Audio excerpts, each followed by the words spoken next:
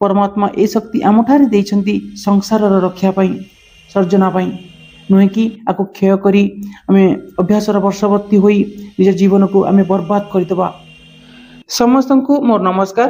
आज आमे ब्रह्मचर्य रक्षा करिवार एक क्षुद्र चैलेंज प्रथमे नबा एवं ए 6-7 दिन भितरे आमे जानि परिबा प्रकृति ए शक्ति को रक्षा कले आम भितरे किपरि एक ऊर्जा शक्तिर अनुभूत हेउची।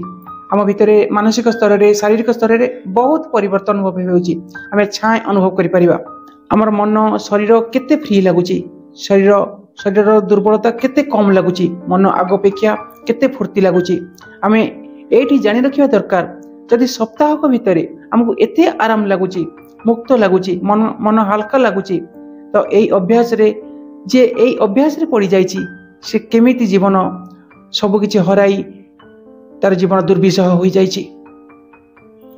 केते दुर्बल केते मानसिक चापग्रस्त रे से रहुची, केते केते तनाव केते रोग जंत्रणा रो से शिकार हेउथिबो। जे एई अभ्यास रे पड़ी जाइछंती जमा एथरु बाहरी पारु नहांती मोर तांको उपदेश हेउची आपण गोटे 7 दिन एई गोटे चैलेंज नियंतु एवं आपण स्वयं एई शक्तिर मूल्य महत्व उपकार विषय रे जानि परिबे। तेणु प्रथमे निज उपरे विश्वास रखी एई 7 दिन व्रत आरंभ करंतु। देखिबे आपनक भितरे केते उत्साह आनंद शक्तिर स्फुरण घटिबो, निजको किपरि मुक्त लागिबो। ए विषय रे मु आपनकु सहाय्य करबाकू सब बेले प्रस्तुत अछि। आपनक मनर भावना एवं किछि प्रश्न थिले लाज न करी निश्चिंत भाबरे कमेंट माध्यम रे जणांतु, मु निश्चित भाबरे उत्तर देबी। ए ब्रह्मचर्यर मूल्य महिमा आर उत्पत्ति मोर पूर्व वीडियो मानकरे मु विस्तृत भाबरे कहिछि, निहाती देखंतु। आउ केउ भली वीडियो आपण मानकर आवश्यक निश्चित भाबरे जणांतु। मने रखंतु बीर्य रक्षा बा ब्रह्मचर्य ही जीवन अटे। आकु नाश करिबा बा ए अभ्यास शिकार होई विभिन्न रोग जंत्रणार शिकार होई शेष रे मृत्यु प्राप्त हेबा।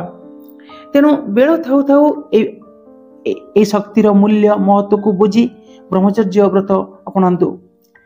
एतिकी जानतु परमात्मा ए शक्ति आमठारे देइछन्ति संसारर रक्षा पाई सर्जना पाई नुहे कि आको क्षय करी आमे अभ्यासर वर्षवर्ती होई निज जीवन को आमे बर्बाद करदेबा।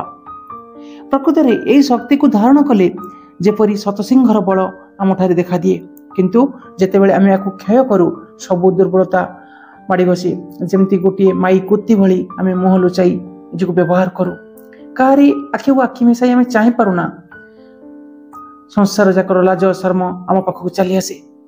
आम पाखरे तो खुद प्रमाण अछि, आउ पुणी कि प्रमाण दरकार।